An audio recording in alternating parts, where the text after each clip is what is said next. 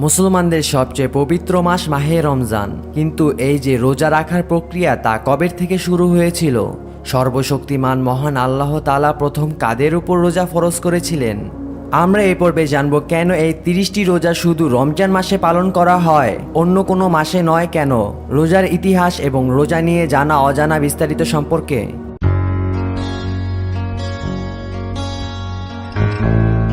আমাদের চ্যানেলটি সাবস্ক্রাইব করুন এবং পাশে রাখা বেল আইকনটি প্রেস করুন।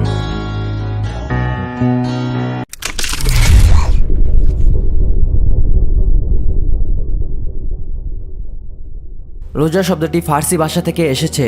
এর আরবি শব্দ হলো সাউম বা সিয়াম, যার অর্থ হলো কোনো কাজ থেকে বিরত থাকা। রোজা থাকা মানে শুধু না খেয়ে থাকা নয়, সুবে সাদিক থেকে শুরু করে সূর্য অস্ত পর্যন্ত সব ধরনের পানাহার, যৌনাচার, অশ্লীলতা, অপব্যবহার, অন্যায়, অত্যাচার, অবিচার থেকে বিরত থাকা।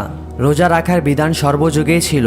হযরত আদম আলাইহিসসালাম থেকে শুরু করে হযরত মুহাম্মদ সাল্লাল্লাহু আলাইহিসাল্লাম পর্যন্ত সকল নবী রাসূলগণের যুগে রোজা রাখার বিধান ছিল। হযরত আদম আলাইহিসসালামের ওপর রোজার বিধান আরোপ করে মানব ইতিহাসে সর্বপ্রথম রোজার প্রচলন শুরু করেন মহান আল্লাহ তাআলা। হযরত আদম আলাইহিসসালাম তার সৃষ্টির পর নিষিদ্ধ ফল গন্ধম খেতে নিষেধ করেছিলেন। এই যে ফল খেতে নিষেধ, এর মধ্য দিয়ে মানব ইতিহাসে প্রথম রোজা রাখার বিধান চালু করা হয়। এটাই ছিল মানব ইতিহাসের প্রথম রোজা। হযরত আদম আলাইহিসসালাম ও মা হাওয়া আলাইহিসসালাম শয়তানের প্ররোচনার শিকার হয়ে ওই গাছের ফল ভক্ষণ করেছিল। এর ফলে তাদের রোজা ভেঙে যায়। এর পরিণামে মহান আল্লাহ তাআলা তাদেরকে পৃথিবীতে পাঠিয়ে দেন। অতঃপর তারা ভুক্তভোগীর জন্য অনুতপ্ত হন, তওবা করেন এবং কাফারা স্বরূপ 40 বছর রোজা রাখেন। ওই নিষিদ্ধ ফলের প্রভাবে আদম আলাইহিসসালামের পেটে 30 দিন পর্যন্ত বিদ্যমান ছিল বলেই 30টি রোজা ফরজ করা হয়েছে। মানুষ যখন কোনো খাদ্য খায় তখন তার উপকরণ 30 দিন পর্যন্ত পেটে থাকে। হযরত আদম আলাইহিসসালাম ও মা হাওয়া আলাইহিসসালাম যে গন্ধম খেয়েছিল, ওই সময় সেই খাদ্যের উপকরণ 30 দিন পর্যন্ত পেটে ছিল। সেই খাদ্যের অপবিত্রতা থেকে মানুষের খাদ্যের ভাণ্ডার পেটকে পবিত্রতা করতে 30টি রোজা ফরজ করা হয়। রমজান মাস একটি বিশেষ মাস। রাসূলুল্লাহ সাল্লাল্লাহু আলাইহিসাল্লাম বলেছিলেন, তোমাদের পরবর্তী উম্মতদের উপর রোজা ফরজ ছিল, অর্থাৎ রমজান মাসে রোজা ফরজ। আসলে রমজান মাসটির আরেকটি গুরুত্বপূর্ণ কারণ হলো মহান আল্লাহ তাআলা ধর্মীয় কিতাবগুলি নাজিল করেছিলেন এই রমজান মাসে। কথিত আছে ইব্রাহিম আলাইহিসসালামকে দেওয়া সহিফাও রমজান মাসের 1 তারিখে নাজিল হয়েছিল।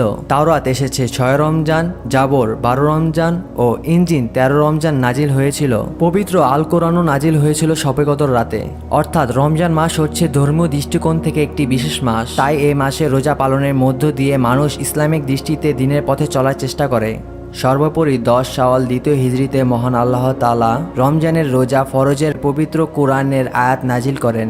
সূরা বাকারার 183, 84, 85 নম্বর আয়াতে রোজা রাখার হুকুম দেন মহান আল্লাহ তাআলা।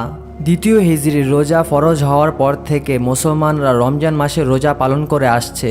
হযরত আদম আলাইহিসসালাম যখন আল্লাহর নির্দেশ অমান্য করে গন্ধম ফল খেয়েছিলেন, তখন তিনি 30 দিন পর্যন্ত তওবা করেন। 30 দিন পর মহান আল্লাহ তাআলা তার তওবা কবুল করেন। তারপর থেকে তার সন্তানদের জন্য 30টি রোজা ফরজ করে দেওয়া হয়।